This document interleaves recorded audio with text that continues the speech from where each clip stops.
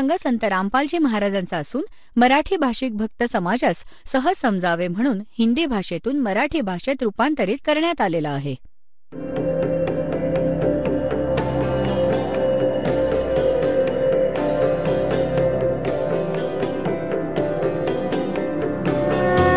और ज्ञान सब ज्ञान डी कबीर ज्ञान सो ज्ञान और जैसे घोड़ा तोब कायम करता चले मैदान. जगद्गुरु तत्वदर्शी संत रामपालजी महाराजांचे अमृत वचन सर्व पवित्र धर्मांच्या व पवित्र शास्त्रांच्या आधारावर. निस्वार्थ भावाने भगवान शिवाची शिवपुराणाची कथा करत होते. कोणाला मिसगाईड करत नव्हते आपल्या रोजीरोटीसाठी. आणि कथेमधून जी काही दान दक्षिणा मिळायची त्यातूनच त्यांची उपजीविका चालली होती. आणि शिल्लक जी राहत होती जेवणामधून त्याचा ते भंडारा करायचे, साठवत नव्हते. आता काय झालं? अन्य जे दुसरे ब्राह्मण होते जे रोजीरोटीसाठी कथा सांगत असत तिथे लोकांनी जाणं येणं कमी केलं. गौरीशंकर यांच्याकडे लोक जास्त येऊ लागले. तर अन्य जे ब्राह्मण होते ते त्यांचा द्वेष करू लागले. ह्या गोष्टीची माहिती मुसलमानांना होती. ह्या काशी शहरात जन्मले होते.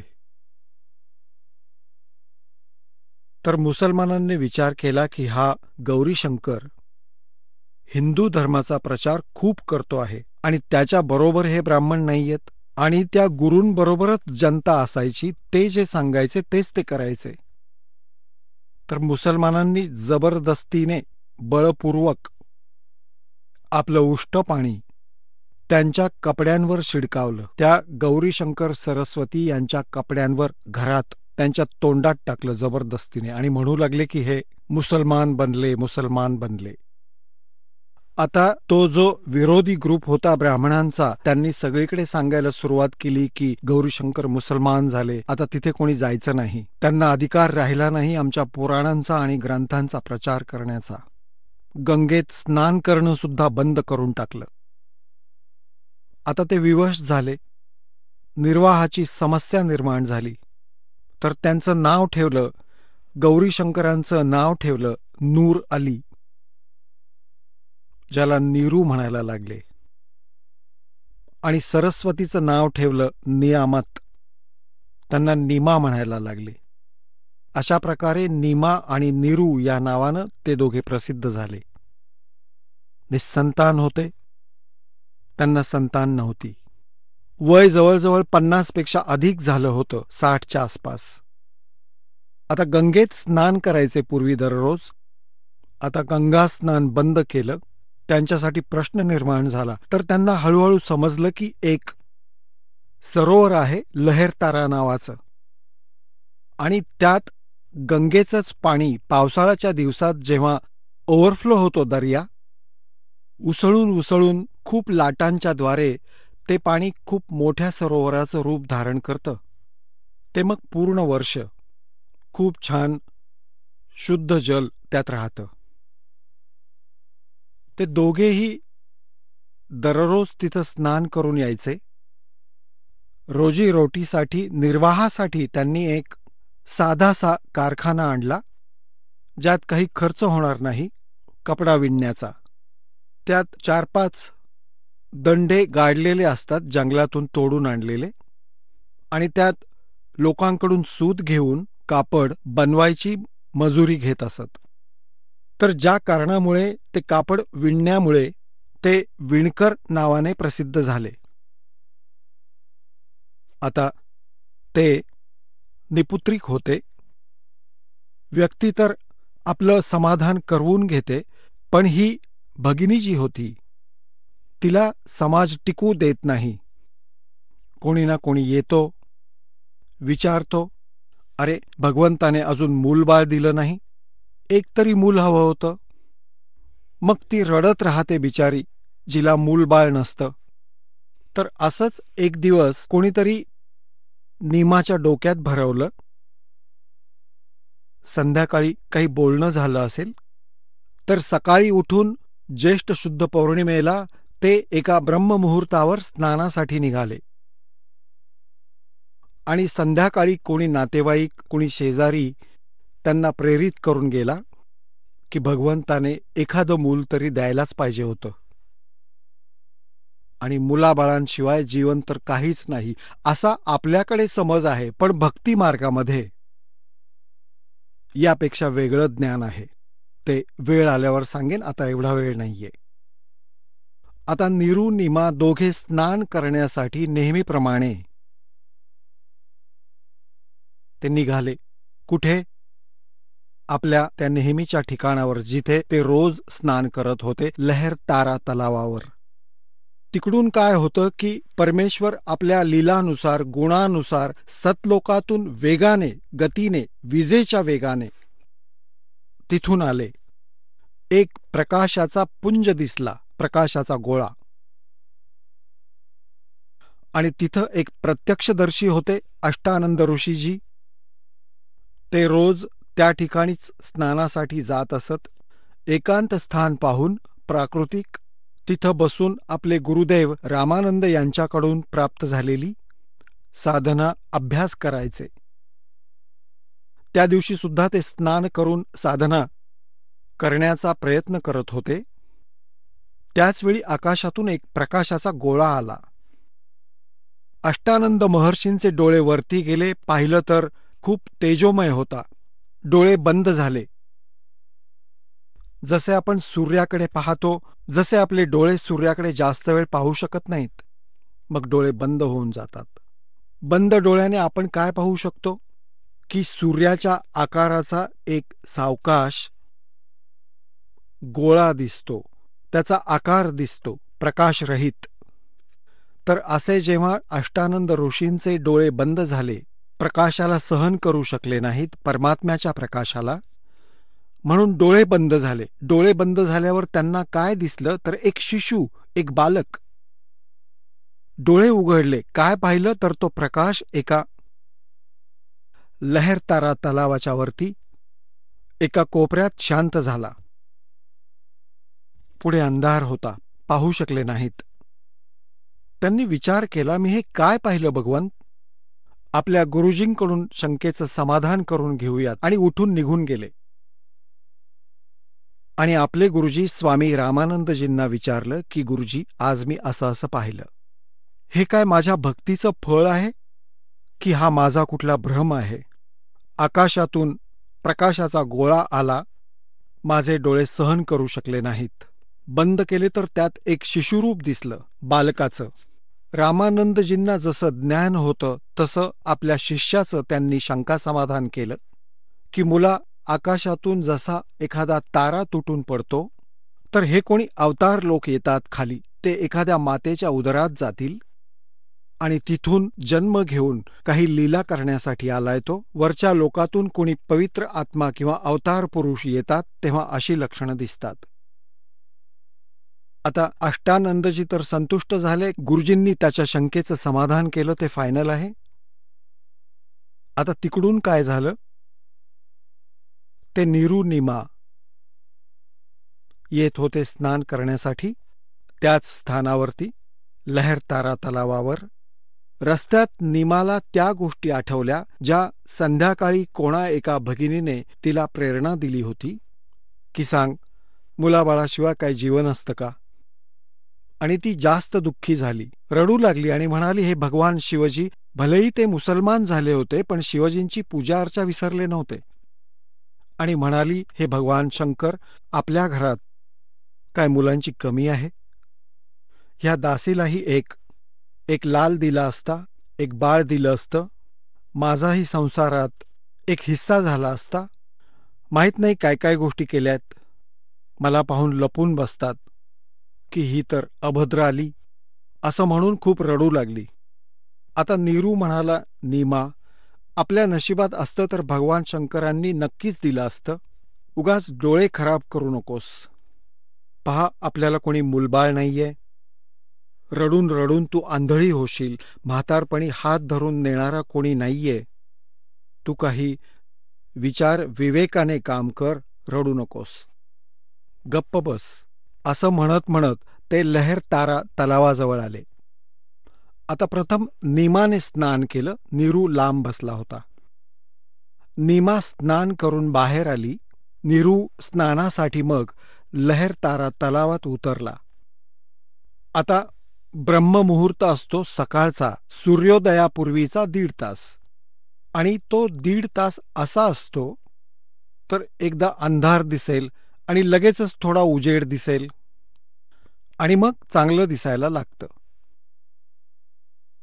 नीमाने जे वस्त्र नेसून स्नान केलं होतं तिने, ते धुण्यासाठी ती परत किनाऱ्यावर गेली तर काय पाहिलं की कमळाच्या फुलावर काही वस्तू हालत होती. कारण की परमात्मा लीला करत होते. कमळाच्या फुलावर निजले होते आणि एका पायाला हलवत होते. हे अष्टानंद ऋषी समोर बसलेत. परमात्मा कमळाच्या फुलावर विराजमान आहेत.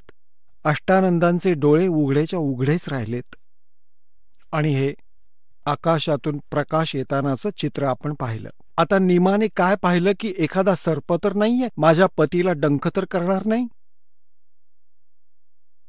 नीट पाहिल्यावर दिसलं की हे तर बालक आहे. आपल्या पतीला, जो बरोबरच स्नान करत होता खोल पाण्यात, त्याला आवाज दिला आणि म्हणाली, पहा, पहा ना हे बाळ, पहा हे बाळ बुडेल, पाण्यात हे बालक बुडेल, कमळाच्या फुलावर ते बालक आहे. आता नीरूने विचार केला की आता ही वेडी झाली आहे मुलाच्या मोहामुळे. आणि पहा, आता तिला पाण्यात सुद्धा बालक दिसतं आहे. हे भगवान, सद्बुद्धी दे दाता हिला. तर स्नान करता करता तो म्हणाला की नीमा, तू तर वेडी झालीयस. तर म्हणाली, नाही हो, बघा ना, खरंच पहा, हे पहा, बाळ बुडेल. आता नीरूने पाहिलं की आज हिच्या आवाजात काही सच्चाई आहे. जिकडे ती संकेत करत होती तिकडे पाहिलं त्याने तर खरंच एक बालक होतं. तर त्याने मागचा पुढचा विचार न करता पटकन त्याला उचललं, कमळाच्या फुलासकट त्याला उचलून घेतलं आणि आपल्या पत्नीला दिलं. आणि नीमा त्या परमेश्वराला घेऊन बाहेर आली सरोवरातून. आता नीरू स्नान करीत होता आणि नीमाने पाहिलं त्या परमात्म्याचं इतकं सुंदर शरीर, इतका सुंदर चेहरा. आता पुण्यात्म्यांनो, ज्या भगवंताचं नाव घेतल्यावर रोमांच उभे राहतात आणि ज्या परमेश्वरासाठी भक्त भटकत आहेत, लाखो वर्ष, हजारो वर्ष, शेकडो वर्षांपर्यंत तपस्या करतात, तरी परमात्मा मिळाला नाही आणि त्या भगिनीला, नीमाला, तिच्या कुशीत बसला आहे. आता पुण्यात्म्यांनो, बर्फ तर दुरूनच थंड करतो आणि जवळ असेल तर कुठलीच गरमी जवळ येऊ देत नाही. तर संसारातील दुःख भगवंताच्या सहवासात छूमंतर होऊन जातात आणि जेव्हा हे टेन्शन संपून जातं तेव्हा आत्म्याला स्वतःला हलकं हलकं वाटतं. तर परमात्म्याच्या उपस्थितीत हे समाप्त होऊन जातं. तर ज्या मालिकचं नाव घेण्यानं आत्मा गदगद होतो त्याला ती माऊली लाड करतीये, उराशी कवटाळतीये, त्याच्या तोंडाची पापी घेतीये आणि आभार मानतीये आपल्या भगवान शिवाचं की हे भगवान, हे शंकर भगवान, आजच मी तुम्हाला विनंती केली आणि आजच तुम्ही ती ऐकलीत. त्यावर परमात्मा म्हणतात, जगत का पेख ना पेखा और धनी का नाम ना लेखा. तिथे भगवान शंकरांचा बोलबाला होतोय आणि मालिक मात्र स्वतः आलेत त्याच्यासाठी. आम्ही लोकवेदाच्या आधाराने जी काही साधना करत होतो, जे काही सुख होत होतं प्रारब्धाने, तर आम्ही या भगवानांना क्रेडिट देत होतो, ब्रह्मा विष्णू महेश यांना आणि श्यामजींना, हनुमानजींना. पण यांचं तर काही श्रेयच नाहीये आमच्या प्रारब्धात.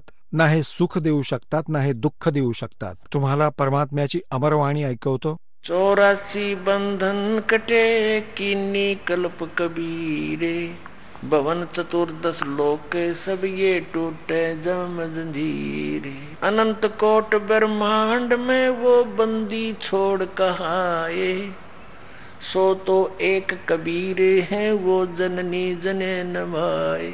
पुण्यात्म्यांनो, हा इतका मोठा अभ्यासक्रम आहे की जो दास आज सुरू करू इच्छित होता, ऐकवू इच्छित होता, तिथपर्यंत आपण पोहोचलेलोच नाही आहोत. तरीही हे सगळं ज्ञान मिळूनच आपला कोर्स पूर्ण होईल. आता इथं काय सांगितलंय की परमात्म्याने माहिती होतं कबीर परमात्म्याला की मी जी वाणी बोलून जात आहे सच्चिदानंद घनब्रह्मची वाणी कबीर वाणी. तर येणाऱ्या काळामध्ये हे काळाचे दूत नकली कबीरपंथी यात बरेचसे फेरबदल करतील, दंतकथा बनवतील.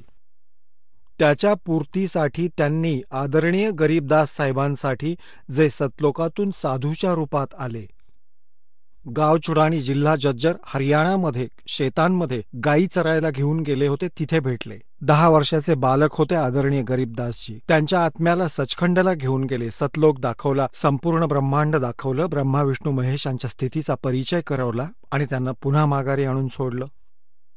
तेव्हा त्यांनी परमात्म्याचा महिमा वर्णन केला जो स्वतः अनुभवला होता. आता या नकली कबीरपंथीयांची जराशी झलक दाखवतो तुम्हाला. यांच्याद्वारे सांगितलेल्या परमात्म्याच्या स्वरूपाचं तसं तर मिळतं जुळतं ठीक वर्णन केलंय, पण हसू येईल अशा प्रकारचं ज्ञान काय कामाचं. आता म्हणतायत गुरु बिन काऊ न पाया ज्ञाना, जो थोथा बुछड़े मूड के साना. हा पहा, हा कबीर सागर आहे. ही सच्चिदानंद घनब्रह्मची वाणी आहे ही, आणि लिपिबद्ध केली आहे आदरणीय धरमदास साहेबांनी. आणि खेमराज श्रीकृष्णदास प्रकाशन मुंबई इथून प्रकाशित केला आहे. आणि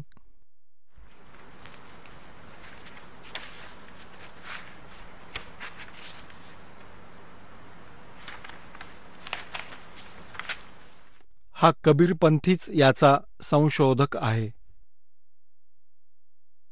कबीरपंथी भारत पथिक स्वामी युगलानंद विहारी द्वारा परिष्कृत. हे खेमराज श्रीकृष्णदास प्रकाशक आणि मुद्रक आहेत. याचे अध्यक्ष श्री व्यंकटेश्वर प्रेस, खेमराज श्रीकृष्णदास मार्ग, मुंबई. आता यात पहा कसा अडाणीपणा केलाय. यात बोधसागर कबीर चरित्र बोध नामक प्रकरण आहे. यात काय लिहिलंय ते पहा. अध्याय आहे हा. यात चॅप्टर आहे. यात काय लिहिलंय की संवत 1455 ज्येष्ठ शुद्ध पौर्णिमेला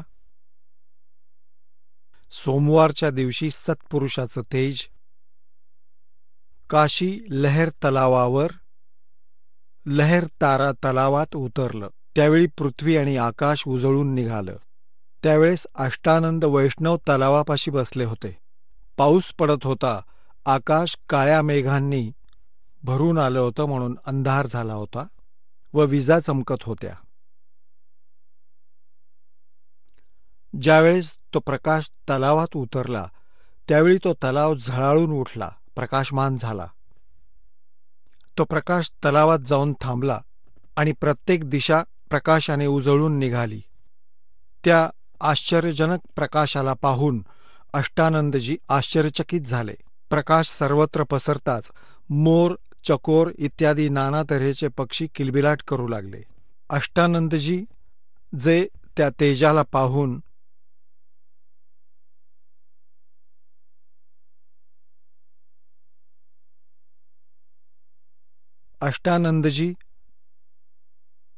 तो प्रकाश पाहून नंतर त्याचं समस्त विवरण रामानंद स्वामींना ऐकवलं. मी लहरतारा तलावात अशा दिव्य ज्योतीचं निरीक्षण केलं ज्याने मी आश्चर्यचकित झालो. त्या ज्योतीला तलावात उतरताना आणि तिथेच स्थिर होताना पाहिलं. हे सर्व तेव्हा ही गोष्ट ऐकून रामानंद स्वामींनी अष्टानंदजींना सांगितलं, जो प्रकाश तू पाहिलास त्याचं कौतुक लवकरच तुला पाहायला आणि ऐकायलाही मिळेल. ते तेज बालकाच्या रूपात परावर्तित झाले आणि ते तलावातल्या जलामध्ये कमलपुष्पामध्ये उतरून आणि बालकाच्या समान हातपाय हलवू लागले. पुढे नीरूच्या पूर्वजन्माचा वृत्तांत.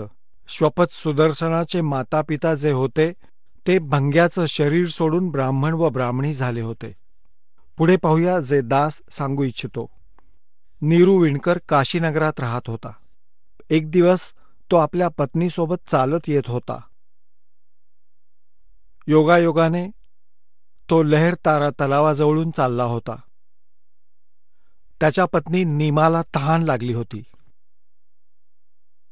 आणि पाणी पिण्याच्या निमित्तानं ती तलावाजवळ गेली. तिथे तिला दिसलं की एक अतिशय सुंदर बालक कमळ पुष्पांमध्ये पहुडलं होतं आणि हातपाय हलवत होतं. त्या बालकाला पाहून नीमा तलावात शिरली आणि त्या बाळाला उचलून तिनं कुशीत घेतलं आणि तलावातून बाहेर पडून ती नीरूच्या जवळ आली. आता दास सांगतोय की हा नादान काय सांगू इच्छित होता की त्याने तेव्हा विचारलं की हे कुणाचं बाळ आणलंस. तेव्हा नीमाने उत्तर दिलं की हे बाळ मला तलावात मिळालं आहे. नीरू म्हणाला की या बाळाला तू जिथून आणलं आहेस तिथंच पुन्हा ठेवून दे, माहित नाही कुणाचं बाळ आहे हे. तेव्हा त्या स्त्रीने उत्तर दिलं की इतकं सुंदर बाळ मी कदापिही सोडून देणार नाही. तेव्हा नीरू म्हणाला की लोक मला हसतील, माझी मस्करी करतील, चेष्टा उडवतील, म्हणतील की नीरूने लग्नातच पत्नीबरोबर मुलगा देखील आणला म्हणून. आता यांची नादानी सांगतो की यात काय लिहिलंय ते दाखवतो तुम्हाला. हे काय म्हणू इच्छितात की नीरू पहिल्यांदा आपल्या पत्नीला तिथं घेऊन आला योगायोगाने, आणि तिथे जोरदार पाऊस पडत होता. त्यावेळी मेघगर्जना होत होती आणि विजा चमकत होत्या, जोरात पाऊस पडत होता. अष्टानंदजी स्वामी तिथं बसले होते पावसात, असं लिहितायत. पहा बुद्धी यांची. अष्टानंद तिथे साधना करत होते त्या पावसामध्ये. हा मूर्खपणा आहे. वास्तविक पुण्यात्म्यांनो, ही यांची दंतकथा आहे सत्याला कायम ठेवण्यासाठी, सत्याला वर ठेवण्यासाठी, सत्य कायम ठेवण्यासाठी परमेश्वराने आपले प्रिय आत्मा गरीबदासजींना हे ज्ञान दिलं. तर ते ज्ञान हा दास तुम्हाला देऊ इच्छितो, हे समजून घ्या. आता आदरणीय गरीबदासजींनी स्वतःच्या डोळ्यांनी पाहिलेले, अनुभवलेले ते सत वर्णन केलेलं आहे. जसं तुलसीदासजींनी श्री रामचंद्रजींचं लाखो वर्षांपूर्वी घडलेल्या घटनांचं आपल्या चौपाईंच्या माध्यमातून जसंच्या तसं वर्णन केलं, आणि जे आज हिंदू धर्मामध्ये या चौपाईंना आधार मानून भगवान श्रीरामांचा महिमा गायला जातो. आता ही एक दिव्यदृष्टी असते. आता जी तुलसीदासजींना दिव्यदृष्टी प्राप्त झाली होती आणि जी गरीबदासजींना प्राप्त झाली, यात खूप अंतर आहे. जसं की एक दुर्बीण असते दूरदर्शी, तिची रेंज असते. एखादी 1 किलोमीटरपर्यंत पण पाहू शकत नाही आणि एखादी लाखो किलोमीटरपर्यंत, त्याहून दूरवरचं. तर तसंच गरीबदासजींनाही परमात्म्याने ती दिव्यदृष्टी दिली होती.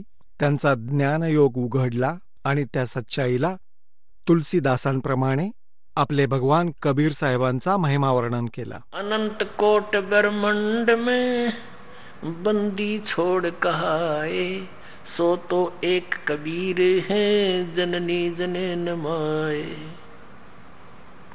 शब्द स्वरूप साहेब धनी, शब्द सिंध सब माही, बाहर भीतर रम रहा जहां तहां सब ठाही. जल थल पृथ्वी गगन में वो बाहर भीतर एक, पूर्ण ब्रह्म कबीर हैं वो अवगत पुरुष अलेख. सेवक होकर उतरे इस पृथ्वी के माही, जीव उदाहरण जगत गुरु बार बार बलि जाही. आदरणीय गरीबदास साहेबजी काय म्हणतात की ते दास बनून आले इथं. म्हणतात सेवक होकर उतरे, अवतरित झाले इथं, थेट वरून चालत आले. कुठल्याही माता पित्यापासून त्यांचा जन्म झाला नाही. सेवक होकर उतरे इस पृथ्वी के माँ और जीव उदाहरण जगत गुरु. आम्हा जीवांचा उद्धार करण्यासाठी ते जगद्गुरु. जगद्गुरु म्हणजे पूर्ण विश्वाला तत्वज्ञान देणारे परमात्मा. ते तत्वदर्शी संत रूपात आले. काशी पूरी कष्ट किया वो उतरे अदर अदारे. अदर आधार म्हणजे वरून ते सरळ जसेच्या तसे आले. और मोमिन को मुजरा हुआ वो जंगल में दीदारे. जंगलात दर्शन झालं लहरतारा तलावामध्ये.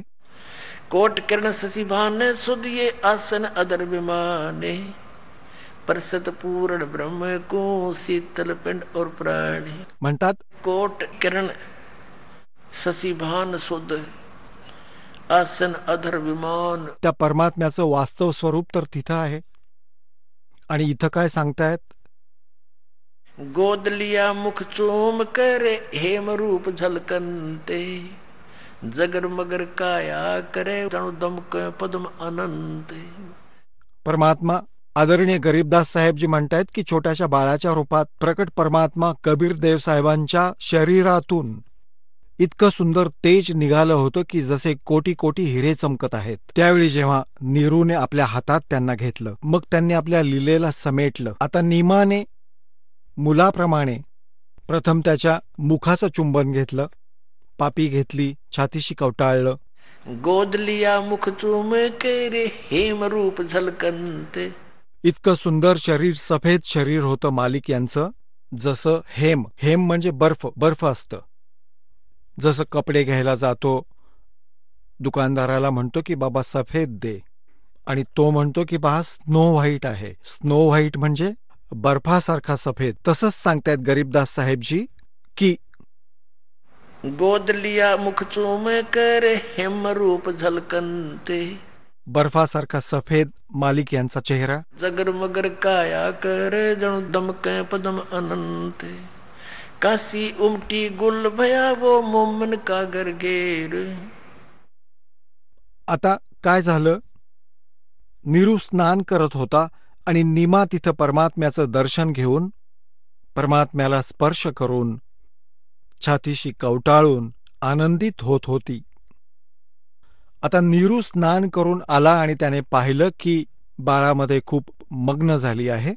त्याने अंदाज लावला की जर आपण या बाळाला घरी घेऊन गेलो तर काशीचे लोक म्हणतील की हे कुणाचं बाळ, कुठून उचलून आणलं तुम्ही? आणि एकतर मुसलमानांमध्ये आपला कोणी मित्र नाही, हिंदूंशी संपर्क राहिलेला नाही, तर हे आपल्याला नगरातून घालवून देतील आणि बाळाला पण हिसकावून घेतील. असा काही विचार करून आपल्या पत्नीला म्हणाला की नीमा, तू या बाळाला इथंच सोडून दे, यातच आपलं हित आहे. नीमा म्हणू लागली की माहीत नाही या बाळाने काय जादू केली आहे, मी सोडू शकत नाही याला, मी प्राणत्याग करेन पण याच्याशिवाय राहू शकत नाही.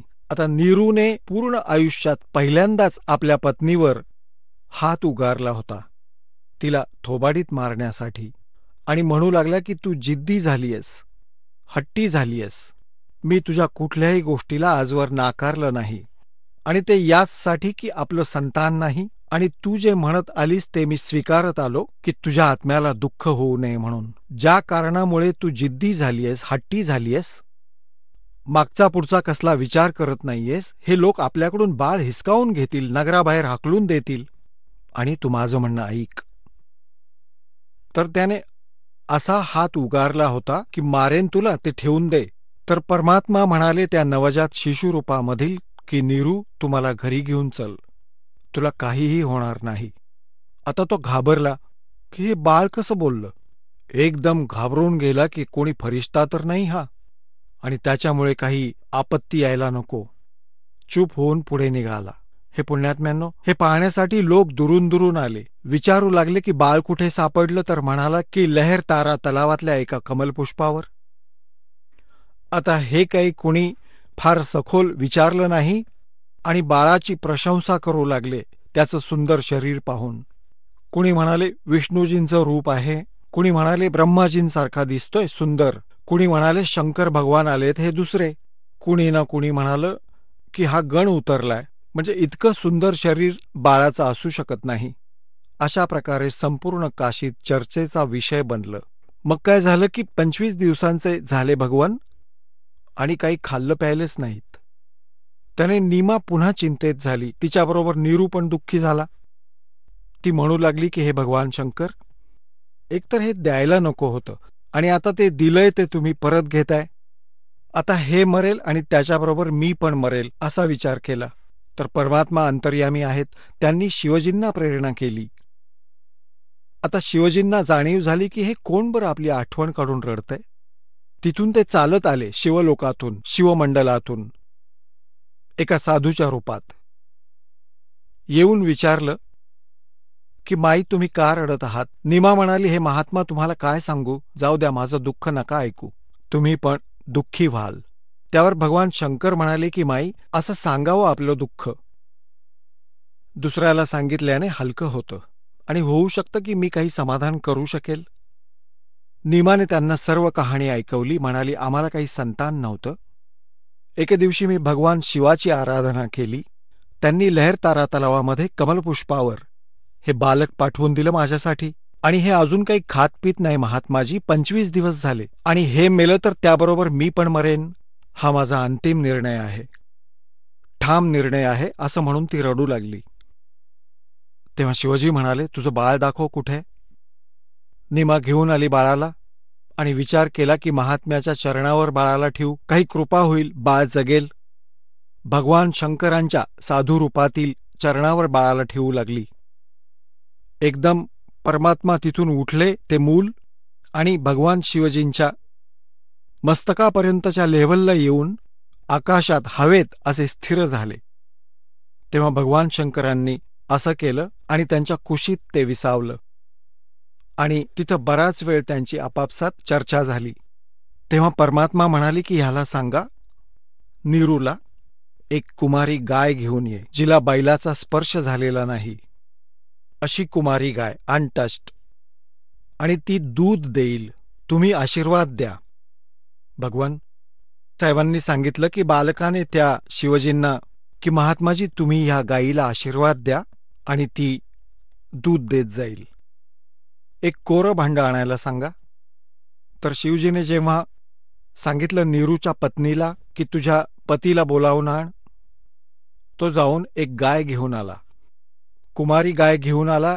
एक कोरं भांडं आणलं छोटंसं, धुवून पुसून, आणि भगवान शिवजींनी कमरेवर थाप मारली तर गायीचे स्तन मोठे झाले आणि आपोआप दूध पाझरू लागलं. भांडं भरताच ते थांबलं. तेव्हा शिवजी म्हणाले की ह्या रहस्याला असंच ठेवा, लोकांना सांगू नका. आणि आता हे दूध पिऊ लागेल. त्या दिवसापासून परमात्मा दूध पिऊ लागले. आता पुण्यात्म्यांनो, ही तर परमात्म्याने लीला केली, ते करतातच तसं. आता कबीर परमेश्वरजींनी आपली प्रिय आत्मा धर्मदासजींना म्हटलं होतं की धर्मदासजी, ये वेद मेरा भेद है और मैं ना वेदन के माही, और जौन वेद से मैं मिलूं ये वेद जानते नाही. हे चारही वेद माझ्याच महिम्याचं गुणगान करतायत, परंतु या वेदांमधील वर्णित विधीने मी प्राप्त होत नाही. मैं मिलूं वेदन से नाही और जौन वेद से मैं मिलूं ये वेद जानते नाही. सूक्ष्म वेदातून मी प्राप्त होईल, त्या तत्वज्ञानाने ज्याचं वर्णन या वेदात नाही. आता तुम्हाला दाखवतो हे चारी वेद काय सांगतायत, कबीर परमात्मा कसा आहे, तो काय लीला करतो, त्यामुळे आपण सहज कसं ओळखू शकतो हु इज गॉड. तुम्हाला दाखवतो एक ऋग्वेद मंत्र, आणि अनुवाद करता देखील हाच आहे. दास असता तर लोक म्हणाले असते की भाई रामपालजींनी कसा अनुवाद केला, संस्कृत येत नाही त्यांना. तर इथे संस्कृत जाणणाऱ्यांकडून भगवंताने सच्चाई लिहून घेतली. यांनी भुलवण्याचा तर प्रयत्न जरूर केलाय, पण सच्चाई थोडीच लपते. हा आहे ऋग्वेद, मंडल नंबर 9-10. महर्षी दयानंद सरस्वती याची फीत लावून ठेवली आहे. प्रकाशक आहेत सार्वदेशिक आर्य प्रतिनिधी सभा, महर्षी दयानंद भवन, रामलीला मैदान, नवी दिल्ली. आणि हे मुद्रक कुठून आहेत, prince offset printers, 1510 Pataudi house, Daryaganj, नवी दिल्ली. आता यातल्या तुम्हाला 9व्या मंडलातील प्रथम सूक्त सांगतो. सूक्त वाचून आपण पुढे जाऊया. हे 9वं मंडल आहे. यातील प्रथम सूक्त, पहिला मंत्र. इथे पहा, हा सोम म्हणजे परमात्मन, म्हणजे सौम्य स्वभावाचे परमात्मा. परमात्म्याची महिमा चालू आहे. हे यासाठी सांगावं लागतंय की यामध्ये यांनी थोडी हेराफेरी करायचा प्रयत्न केलाय. ऋग्वेद मंडल नंबर 9, सूक्त 1, मंत्र 2. हे परमात्मन, ही आहे परमात्म्याविषयीची जाणकारी. मंत्र नंबर 3. हा मंत्र नंबर 3. हे परमात्मन, यातही परमात्म्याविषयी जाणकारी. 4थ्यामध्ये हे परमात्मन, 5व्यामध्ये हे परमात्मन. आता तुम्हाला आणि 6व्यामध्ये ऋग्वेद मंडल नंबर 9 सूक्त 1 मंत्र 6. हे परमात्मन, आता हे जे अनुवाद करता आहेत ते महर्षी दयानंदांचे शिष्य आहेत. त्यांना परत आठवलं, अरे महर्षी दयानंद तर म्हणतायत की भगवान तर निराकार आहे. तर यांनी जेव्हा इथं पाहिलं ना की इथं सशरीर लिहिलेलं आहे, तर तेव्हा यांनी फिरवायला सुरुवात केली, दिशाभूल करायला सुरुवात केली. कबीर साहेब म्हणतायत, चोर चुरावे तुंबड़ी और गड्ढे पानी में, वो गड्ढे हुआ ऊपर आवे नो सच्चाई छन्नी ना. जसं एका चोराने एकाचा भोपळा चोरला कोरडा, आणि त्याने काय केलं की तो पाण्यात लपवायला गेला आणि तो तर वर येऊ लागला. थोड्याच वेळात वर येऊन चमकू लागला कासवासारखा. पुन्हा पाण्यात दाबतो तर तो पुन्हा वर येई, म्हणजे तो लपवू शकला नाही. तर असंच ह्या ज्ञानचोरांनी चोरी लपवायचा प्रयत्न केला, तो भोपळा दाबायचा प्रयत्न केला, पण ते लपू शकलं नाही. हे पहा, आता हे ऋग्वेद मंडल नंबर 9 सूक्त 1 मधलं आपण 6 तर आपण पाहिलं, हे परमात्म्याचं महात्म्य. आता इथे पहा, आता खाली दाखवतो तुम्हाला. आता 7व्यामध्ये यांनी पुरुष लिहायला सुरुवात केली. आता 8व्या मंत्रामध्ये त्या पुरुषाला उग्रगती प्रेरणा देतात. आता पुरुष म्हणजे काय? पुरुष म्हणजे परमात्मा असतो. असं पहा की वेद कधीही कुठल्याही व्यक्तिविशेषाचं गुणगान करत नाहीत, हे परमात्म्याच्या महात्म्याचं वर्णन करतात. आता पुरुष म्हणजे काय असतो? तर परमात्मा, पूर्ण परमात्मा. हे देखील यांच्याच अनुवादातून सिद्ध करावं लागेल, तेव्हा जनतेला पटेल. हे पहा, आता यजुर्वेद दाखवतो तुम्हाला, महर्षी दयानंद अनुवादित.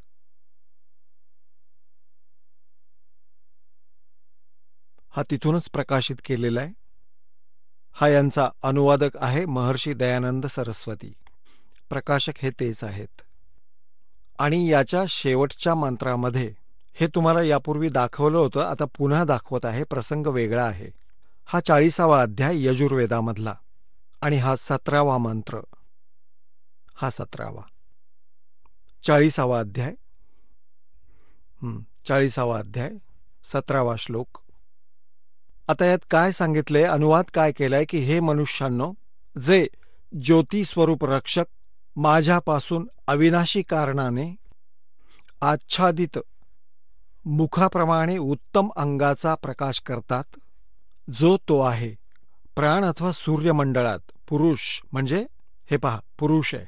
पुरुष म्हणजे पूर्ण परमात्मा आहे. पुरुष म्हणजे पूर्ण परमात्मा, असा विचार करून. आता आपण ऋग्वेद पुन्हा घेतलाय, यजुर्वेद ठेवून दिला.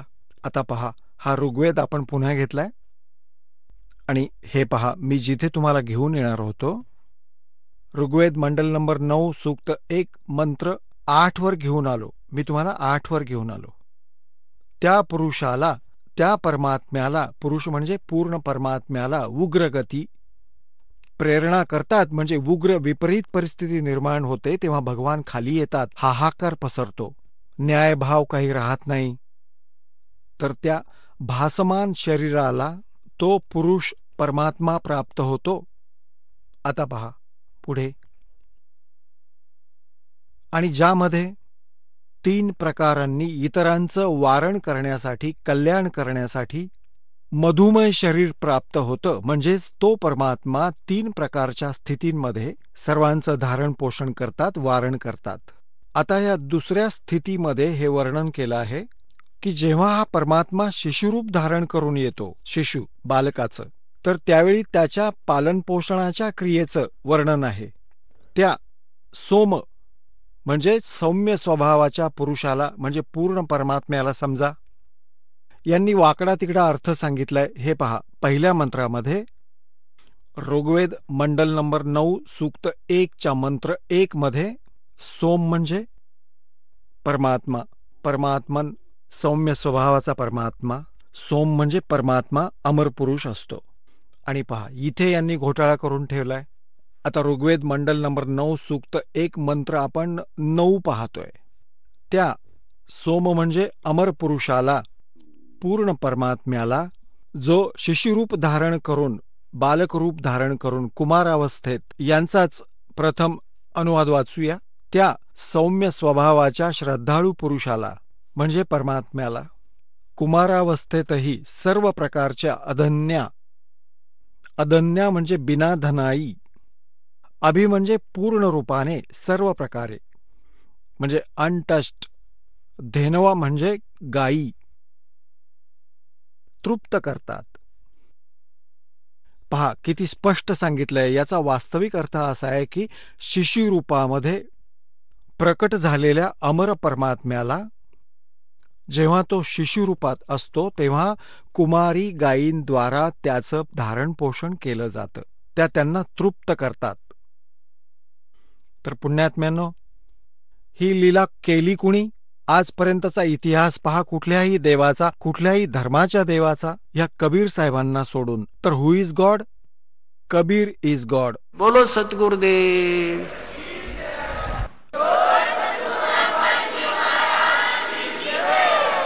चला आता आपण त्या श्रद्धाळूंचे अनुभव जाणून घेऊयात ज्यांनी जगद्गुरू तत्वदर्शी संत रामपालजी महाराजांकडून दीक्षा प्राप्त केलेली आहे, तसेच त्यांच्याद्वारा सांगितलेल्या भक्ती मार्गावर चालत आहेत. नमस्कार. नमस्कार. आपलं नाव? माझं नाव सोनाली मुडघरे आहे. आपण कुठून आलात? मी मोहाडी, तहसील मोहाडी, जिल्हा भंडारा, महाराष्ट्र येथून आलेले आहे. आपण काय व्यवसाय करत आहात? मी फार्मासिस्ट आहे. माझं मेडिकल स्टोअर्स आहे. गेले 15 वर्ष झाले आणि मी माझा व्यवसाय आनंदाने करत आहे. संत रामपालजी महाराजांची गुरुदीक्षा आपण कधी घेतली? संत रामपालजी महाराजांची नामदीक्षा मी 15 ऑगस्ट 2014 यावेळेला घेतली. संत रामपालजी महाराजांची गुरुदीक्षा घेण्या अगोदर आपण व आपला परिवार कोणती भक्ती साधना करत होतात? मी जनरली सगळे देवी देवताची तर करतच होते, बट माझा सर्वात जास्त विश्वास महालक्ष्मी जी आहे कोल्हापूरची तिच्यावर होता आणि मी तिची उपासना करत होते आणि तिचे काही स्पेशल उपास होते जे बुधवारचे असतात ते करत होते. आणि ते उपास मी अशा पद्धतीने करायची की थोडे कठीण होते, माझे कडक होते उपास. पण ते उपास केल्यानंतरही मला पाहिजे तसे आर्थिक लाभ झाले नाही. मला खूप त्रास झाला त्यावेळेला पण मी करत होते. बाकी जे जनरली करतात, ब्रह्मा विष्णू महेश आहे, शंकरजीची आहे, सोमवारचे व्रत आहे, ते सगळे करत होते. जसं तुम्ही सांगत आहात की तुम्ही महालक्ष्मीला इष्ट मानून त्यांची उपासना करत होतात, तर असं असताना तुम्हाला संत रामपालजी महाराजांची गुरुदीक्षा स्वीकारावी असं का वाटलं? ते असं आहे की मी जेव्हा हे उपासना करत होते तेव्हा मला लाभ झाले, पण ते क्षणभंगूर होते.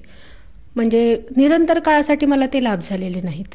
थोड्या वेळासाठी चांगलं वाटायचं, आर्थिक लाभ व्हायचे, मानसिक शारीरिक, पण काही दिवसांनी परत मला तसेच त्रास व्हायचे. तर मला असं मनात हे वाटायचं की असं का बरं होते? मी एवढी मनाभावातून भक्ती करते, उपासना करते, कडक उपासना करते, मग मला असं का व्हायचं आहे? पण तेव्हा मला प्रश्नाची उत्तरं नव्हती. मग माझं मेडिकल स्टोअर आहे, मी ते नवीन जागेत शिफ्ट करण्याच्या ह्याच्यात होते आणि माझ्या जागेचं बांधकाम सुरू होतं.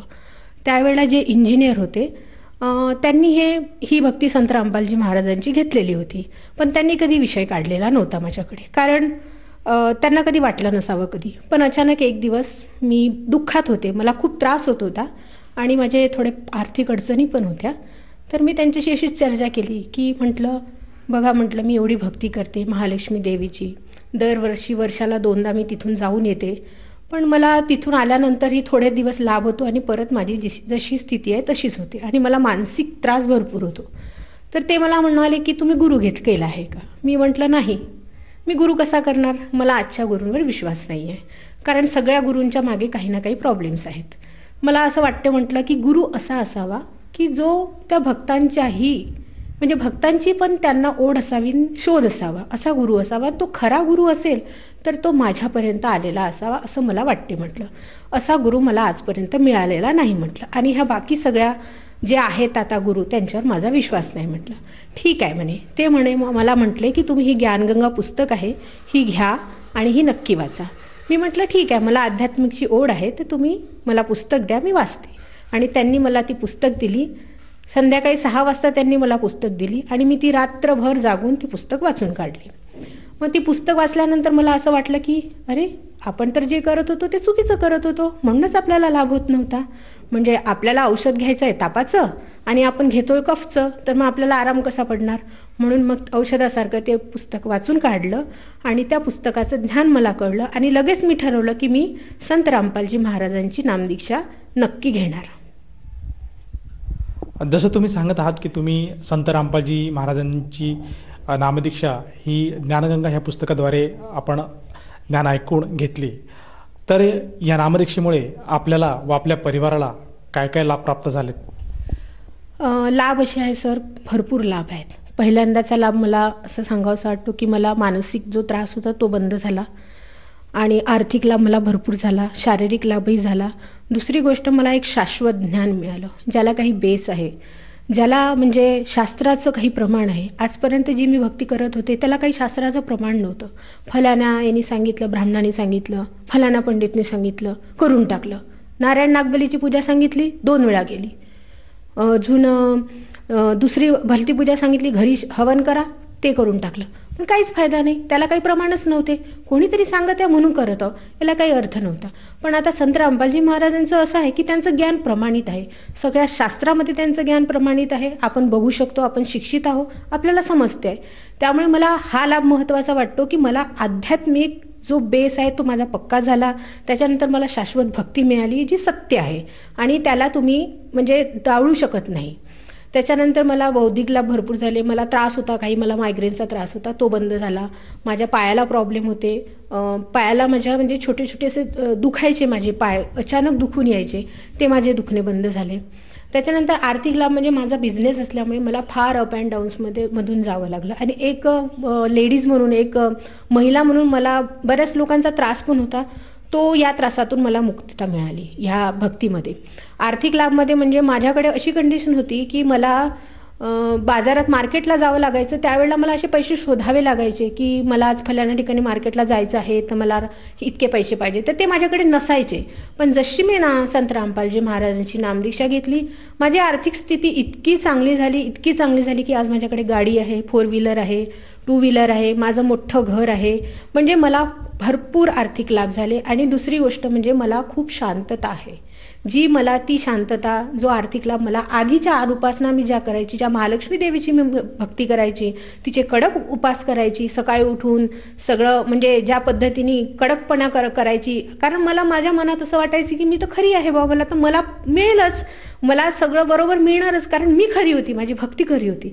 पण मला असं झालं नाही. पण संत रामपालजी महाराजांची जेव्हा मी भक्ती घेतली तेव्हा मला या गोष्टीपासून बिलकुल काही त्रास नाही, मला खूप छान वाटायचं आणि माझी भक्ती पण चांगली साधेपणाने होत होती आणि मला आर्थिक लाभ पण भरपूर झाले. आर्थिक लाभामध्ये अजून मी तुम्हाला लाभ सांगते सर, की माझ्याकडे बिझनेस असल्यामुळे माझा बिझनेस जो आहे तो डॉक्टर डिपेंडंट आहे. माझ्याकडे डॉक्टर आहेत, हॉस्पिटल आहे आमचं 5 बेडचं आणि समोर मेडिकल स्टोर्स आहे. तर त्या 5 बेडच्या हॉस्पिटलमध्ये जे डॉक्टर यायचे ते बाकीचे जे माझे एनिमीज होते, माझे दुश्मन होते, ते डॉक्टरांना काही ना काही कारणं सांगून ना माझ्याविषयी भडकवून ते तिथून घेऊन जायचे आणि माझं दुकान परत बंद पडायचं. म्हणजे आर्थिकरित्या मी खूप डिस्टर्ब होत होते. पण जेव्हा संत रामपालजी महाराजांची मी नामदीक्षा घेतली त्यानंतर मला तो त्रास कधीही झालेला नाही. आणि संत रामपालजी महाराजांची नामदीक्षा घेतल्यानंतर माझ्याकडे डॉक्टर स्वतःहून येऊन म्हणू लागले की आम्हाला तुमच्या हॉस्पिटलला जागा देता का बसायला, केबिन आहेत का तुमच्याकडे रिकामे. इतकी त्यांची कृपा माझ्यावर झाली. हे मिरॅकल आहे, कारण की याआधी मी जी भक्ती करत होती, याआधी पण माझं मेडिकल स्टोर्स होतं, याआधी पण मी सच्च्या मनाने भक्ती करत होती, पण असं कधी झालं नाही. थोड्या वेळ लाभ व्हायचे, परत तसेच व्हायचे. पण आता संत रामपालजी महाराजांची जेव्हा नामदीक्षा घेतली तेव्हा मला ह्या गोष्टीतून जावंच लागलं नाही. इतकं मिरॅकल झालं की एक डॉक्टर गेला सपोज चुकूनही बाकीच्या प्रॉब्लेममुळे, बट दुसऱ्या 2 दिवसांनी दुसरा डॉक्टर यायचा आणि तो इतके चांगले असायचे, इतके चांगले व्यवहार असायचे जे खूप मला म्हणजे आनंद देणारे आहेत. तर मला असे लाभ झाले. आणि 2000 हा झाला आर्थिक लाभ सर. आर्थिक लाभ तर मला भरपूरच झालेले आहेत, बट मला शारीरिक लाभ म्हणजे मी लेटेस्ट सांगते तुम्हाला. 2017ची गोष्ट आहे. 2017 ऑगस्टमध्ये 26 ऑगस्टला मला अचानक म्हणजे मला काही त्रास होते, फिजिकल प्रॉब्लेम होते, तर मला अचानक घेरी आली, म्हणजे चक्कर आली आणि मी बेशुद्ध पडले. त्याच्यानंतर बेशुद्ध पडल्यानंतर मला काही शुद्ध नव्हती 5 मिनिटं. मला काहीच माहीत नव्हतं की मी कुठे आहे, काय. फक्त माझ्या माझ्या तोंडामध्ये परमात्माचं नाव म्हणजे संत रामपालजी महाराजांचं नाव होतं आणि त्यांचं जे दिलेले मंत्र होते त्याला सतनाम म्हणतात, ते जाप करत होते मी. आपोआप सुरू झाले होते माझे. आणि फक्त मी माझ्या घरच्यांना म्हटलं की मला तुम्ही संत रामपालजी महाराजांच्या फोटोसमोर नेऊन बसवा. मी तिथे गेले, माझं दंडवत टाकलं आणि मला अचानक बरं वाटू लागलं. त्यानंतर सेकंड रात्रीला मला असाच परत त्रास झाला आणि मला हॉस्पिटलाइज करावं लागलं. मी माझ्याच हॉस्पिटलमध्ये हॉस्पिटलाइज झाले. तिथे मला सलाईन वगैरे लावली. त्यावेळेला अचानक रात्रीच्या 12 वाजता मला माझ्याच घरचे मंडळी म्हणजे माझे आजी आजोबा, माझे आत्या आणि अजून माझे जे घरचे डेथ झालेले होते, जे मेलेले लोक होते ते दिसायला लागले. तर मी एकदम घाबरून गेले. मला असं वाटलं की काय झालं बा, अचानक मला दिसू लागलं आणि मला खूप माझ्या हृदयावर प्रेशर आल्यासारखं वाटलं आणि मला असं कसं तरी होऊ लागलं. ते म्हणजे अचानक असं वाटलं की काहीतरी होत आहे, काहीतरी घटना घडणार आहे, काहीतरी चूक होत आहे. मग अचानक मी संत रामपालजी महाराजांचे नामस्मरण होते ते करू लागले आणि त्यांना मनातल्या मनात मी त्यांना अरदास लावली. मनातल्या मनात म्हटलं संत रामपालजी महाराज माझ्यावर कृपा करा आणि लगेच 2 मिनिटांनी मला परत बरं वाटायला लागलं. हा माझा लेटेस्ट अनुभव आहे. आणि त्यावेळेला मला नंतर डॉक्टरांनी सांगितलं की तुम्हाला खूप मोठा प्रॉब्लेम होणार होता, पण काय माहिती काय झालं, तुम्ही अचानक चांगले बरे झाले. इतका मला हा मोठा आता लेटेस्टमध्ये लाभ झाला सर. ताई, जसं की तुम्ही एक आज महिला आहात आणि एक महिला असून तुम्ही स्वतंत्रपणे आपला जो मेडिकलचा व्यवसाय आहे त्या एकट्या करत आहात. तर आज समाजामध्ये बरेचशा गुन्हेगारी प्रवृत्तीचे लोक आढळतात आणि समाजामध्ये आणि पेपरमध्ये, वर्तमानपत्रामध्ये, टी व्हीवर असं ऐकायला येतं की बरेचसे महिलांवर अत्याचार होतो. तर संत रामपालजी महाराजांचं असं काय ज्ञान आहे की जे या समाजाला या अत्याचारापासून आणि या क्रूरतेपासून वाचू शकेल? कसं आहे सर, ही भक्ती जी आहे ही एकदम शाश्वत भक्ती आहे. याच्यामध्ये आपल्या मनात जे वाईट विचार येतात ते वाईट विचार येतच नाहीत. त्याच्यानंतर आज समाजामध्ये, बरोबर म्हटलं तुम्ही, आज समाजामध्ये मुली अगदी असुरक्षित आहे, सुरक्षितता बिलकुल नाही आहे. मला स्वतःला 2 मुली आहेत आणि मी नेहमी चिंतेत असायची. मी जेव्हा ह्या संत रामपालजी महाराजांच्या शरणमध्ये नव्हती तेव्हा मला स्वतःला अशी चिंता सतवायची की माझ्या मुलींचा काही प्रॉब्लेम तर होणार नाही. म्हणजे त्या बाहेर जायच्या तेव्हा मला सतत भीती वाटत राहायची की अरे त्या सुरक्षित तर आहे की नाही, त्या बरोबर घरी येतील की नाही, मला अशी सतत चिंता वाटत राहायची. पण जशी मी संत रामपालजी महाराजांची नामदीक्षा घेतली माझी चिंता ही मिटली. कारण या भक्तीमध्ये तुम्हाला एक तर वाईट विचार येत नाही आणि तुम्हाला ही एक म्हटलं ना मी, तुम्हाला स्वतःची पॉवर येते, ही तशी गोष्ट आहे. आणि दुसरी गोष्ट म्हणजे तुम्हाला हे जे आजकाल जे समाजामध्ये अत्याचाराच्या घटना घडत आहे, त्याच्यानंतर मुलींना सुरक्षित ठिकाण नाही आहे, तर ह्या संत रामपालजी महाराजांच्या भक्तीमध्ये तुमच्या मनामध्ये वाईट विचार येत नाहीत, वाईट तुम्ही बघत नाही, त्याच्यामुळे तुमचं मन शुद्ध राहते. आणि दुसरी गोष्ट म्हणजे आज समाजामध्ये जे हुंडा प्रवृत्ती वाढत चालली आहे, कितीही श्रीमंत लोक राहिले तरी त्यांना हुंडा विरोध नाही करत, ते उलट हुंडाला प्रोत्साहन देतात. तर संत रामपालजी महाराजांचा नियमच आहे की तुम्ही जर भक्ती घेत आहात तर तुम्हाला हुंडा विरोधात लग्न करावं लागेल, हुंडा सोडून लग्न करावं लागेल, तुम्हाला हुंडा घेता येणार नाही, आडंबर करता येणार नाही.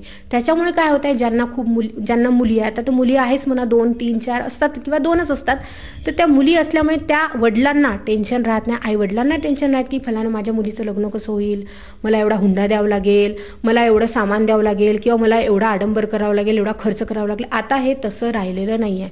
संत रामपालजी महाराजांचे जे भक्त आहेत ते बिलकुल असं लग्न करतात की त्याच्यामध्ये तुम्हाला 1 रुपयाचा खर्च येत नाही, एकदम शांततेने लग्न होते आणि त्याच्यानंतर हुंडा पण घेत नाही, ना आडंबर होत, ना कोणती कुरीती होत. त्याच्यामुळे मुली आपल्याला आता सध्याच्या कंडिशनमध्ये बोज वाटत नाही. माझा पर्सनल अनुभव आहे. माझी मोठी मुलगी आहे, ती आता 11वीला आहे, पण मला आता काही वर्षांनी मला तिचं लग्न करावं लागेल, पण मला बिलकुल चिंता सतावत नाही की मी कसं लग्न करेल, मग मला माझं कसं होईल, बिलकुल मला वाटत नाही. कारण संत रामपालजी महाराजांचे भक्तच इतके म्हणजे असे आहेत की त्यांचा नियमच आहे की हुंडा विरोधात लग्न करायचं आहे, हुंडा घ्यायचा नाही, लेनदेन करायचं नाही. मला चिंता बिलकुल सतवत नाही. जसं की तुम्ही सांगत आहात की संत रामपालजी महाराजांकडनं जी भक्ती साधना आपण स्वीकारली, त्या भक्ती साधनाच्या जोरावर आपल्याला बऱ्याच प्रकारे आर्थिक तसेच शारीरिक आणि मानसिक लाभ प्राप्त झालेत. तर या अनुषंगाने आपण जो इतर भगत समाज आज आपल्याला बघत आहात त्या समाजाला आपण काय संदेश द्याल? संदेश तर मी देणारी कोणी होत नाही सर, मी फक्त प्रार्थना करू शकते. आता सध्या कोविडचं जे धुमाकूळ चाललेलं आहे त्यात कोविडच्या याच्यामध्ये लोक पटापटा मरत आहेत, मुंग्या माकुडेसारखे मरत आहेत. पण या सद्भक्तीमध्ये इतका तुमच्यामध्ये क्षमता येते, कारण ही खरी सद्भक्ती आहे. तुम्ही इतरान उपासना केल्यानंतर तुम्हाला जी शाश्वती येत नाही ती या संत रामपालजी महाराजांच्या भक्तीत येते. आणि या भक्तीमध्ये कसं आहे, तुम्ही स्वतः सक्षम होता. काही लढाईसाठी तुम्ही स्वतः सक्षम होता. असं आवश्यक नाही की तुमच्या जवळ तुम्ही गुरूंच्याच जवळ जाऊन बसा किंवा तुम्ही संत रामपालजी महाराजांच्या जवळ जाऊ बसा, असं नाही आहे. तुम्हाला ती जी नाम देतात, शास्त्रानुसार भक्ती देतात आणि त्यानुसार तुम्हामध्ये स्वतःमध्येच ती एवढी पॉवर येते की तुम्ही कोणत्याही संकटाला स्वतः सामना करू शकता. आता ही कोविड-19ची जी आता सध्या लाट सुरू आहे त्याच्यामध्ये सर लोकांना खूप त्रास होत आहे, पण कळत नाही आहे त्यांना. ते फक्त अनुपासनामध्ये स्वतःला भरकवत आहे. या देवी देवताच्या मंदिरात जातात, इकडे जातात, मस्जिदीमध्ये जातात, चर्चमध्ये, सगळीकडे जातात, पण त्यांना त्याचा लाभ होत नाही. पण संत रामपालजी महाराजांच्या भक्तीमध्ये इतका लाभ होतो की तुमच्याजवळच तुमची पॉवर वाढते. तर मी फक्त प्रार्थना करू शकते की तुम्ही पण माझ्यासारखा लाभ घ्या. मला जे फायदे झाले, मला जे अनुभव आले ते तुम्हाला पण येऊ शकतात. फक्त एवढंच आहे याच्यामध्ये की तुम्हाला ती जी उपासना आहे, जी शास्त्र विरुद्ध आहे, ती सोडून ही शास्त्रानुसार भक्ती करावी लागेल, जी संत रामपालजी महाराज अगदी सांगतात आणि तुम्हाला प्रमाणित ज्ञान देतात. आज आपला समाज शिक्षित आहे, आपण शिकू शकतो, वाचू शकतो, आपण समजू शकतो. आपल्याला सोशल मीडियाद्वारे पण आपल्याला बरंचसं ज्ञान प्राप्त होऊ शकते. आपल्याला सगळं माध्यम आपल्याकडे ओपन आहे. तर त्यानुसार तुम्ही ही भक्ती करू शकता आणि आरामात तुम्ही तुमचं पण जीवन सफल करू शकता, जसं मी माझं केलं. जसं तुम्ही सांगत आहात की संत रामपालजी महाराजांची भक्ती ही पूर्णपणे शास्त्रांच्या आधारावर आहे, तर ह्या अनुषंगाने जर एखाद्या भक्ताला किंवा एखाद्या श्रोत्याला संत रामपालजी महाराजांची नामदीक्षा घ्यावायची असेल तर ती व्यक्ती नामदीक्षा कशी घेऊ शकेल? संत रामपालजी महाराजांची नामदीक्षा घेण्यासाठी आता इझी राहिलं आहे, सगळं काही कठीण राहिलेलं नाही आहे. सगळ्या विविध चॅनलवर संत रामपालजी महाराजांचे सत्संग येतात आणि त्या सत्संगामध्ये संत रामपालजी महाराजांचे फोन नंबर दिलेले आहेत. त्या फोन नंबरवर तुम्ही जाऊन त्यांना फोन करू शकता, कॉल करू शकता, बोलू शकता आणि प्रत्येक जिल्ह्यामध्ये, महाराष्ट्रभर जेवढेही जिल्हे आहेत त्या जिल्ह्यामध्ये नामदान स्थळ ओपन केलेले आहेत. त्या नामदान स्थळावर जाऊन तुम्ही नामदीक्षा घेऊ शकता. तसेच फेसबुक आहे, ट्विटर आहे, म्हणजे जेवढे सोशल मीडिया आहे त्याच्यामध्ये संत रामपालजी महाराजांचे ज्ञान आहेत, पुस्तकं वितरित केले जातात, तेही फ्री ऑफ कॉस्ट. तुम्ही फक्त फोन लावायचा, तुम्हाला घरपोच पुस्तक मिळेल आणि त्या पुस्तकामध्ये जे ज्ञान आहे ते वाचून, त्यांचे भक्तांचे अनुभव ऐकून किंवा ते ज्ञान समजून तुम्ही संत रामपालजी महाराजांची नामदीक्षा घेऊ शकता. आणि प्रत्येक जिल्ह्यामध्ये जे नामदान केंद्र उघडले आहे तुमच्या जवळच्या जिल्ह्यामध्ये, तिथे फोन नंबरद्वारे संपर्क साधून तुम्ही नामदीक्षा घेऊ शकता.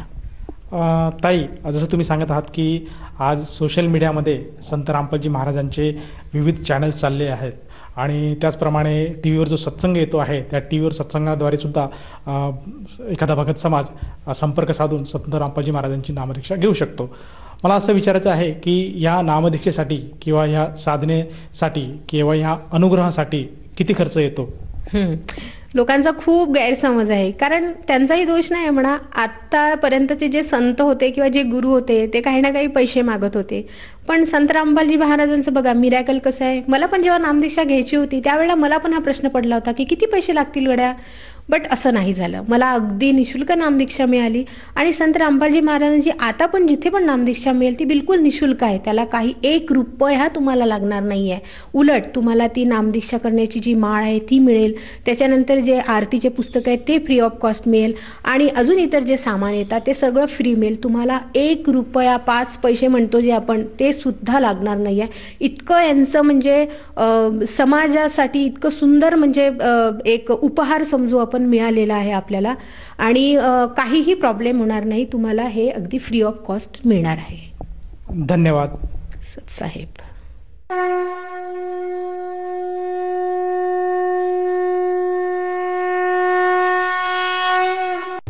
आपण ऐकत होता जगद्गुरु तत्वदर्शी संत रामपालजी महाराजांचे मंगल प्रवचन.